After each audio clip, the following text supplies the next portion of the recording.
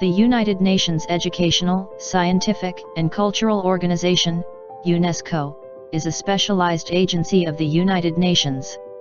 It's aimed at contributing to the building of peace, the eradication of poverty, sustainable development, and intercultural dialogue through education, the sciences, culture, communication and information.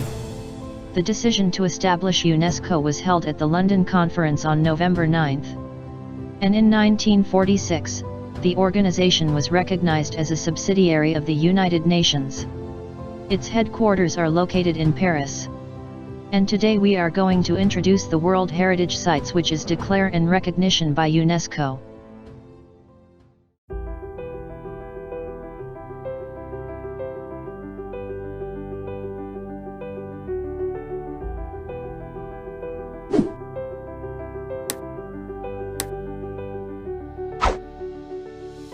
The Minaret of Jam is a UNESCO World Heritage Site in western Afghanistan. It is located in a remote and nearly inaccessible region of the Sharak district, Ghor province, next to the Hari River.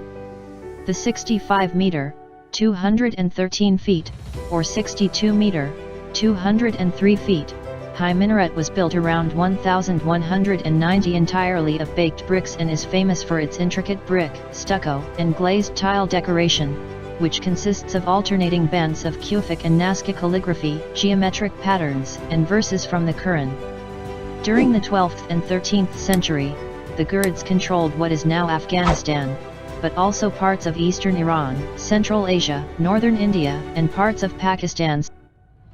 Dr. Ralph Pinder Wilson, a British archaeologist and director of the British Institute of Afghan Studies in the 1970s, wrote a major study of the minarets of Jam and Ghazni in which he expressed his belief that the minaret was built to commemorate the victory of Muiz ad-Din, Ghayath-ud-Din's brother, over Prithviraj Chauhan.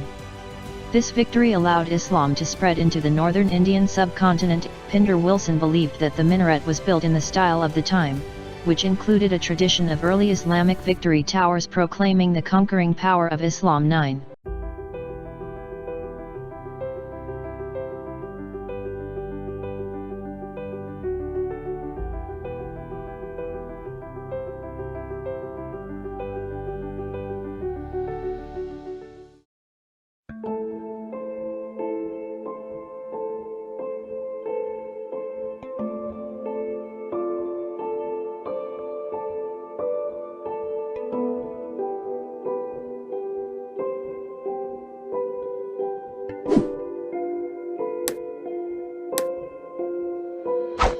The Buddhas of Bamyan. It was one of the largest statues in the world. During the 6th century, the 1,500 years old the monumental statues of Gautama Buddha carved into the side of a cliff in the Bamyan Valley in the Hazarajat region of central Afghanistan, 230 kilometers northwest of Kabul at an elevation of 2,500 meters. The statues represented the classic blended style of Gandhara art. They were respectively 35 and 53 meter tall. The main bodies were hewn directly from the sandstone cliffs, but details were modeled in mud mixed with straw, coated with stucco. This coating, practically all of which wore away long ago, was painted to enhance the expressions of the faces, hands, and folds of the robes. The larger one was painted carmine red and the smaller one was painted multiple colors.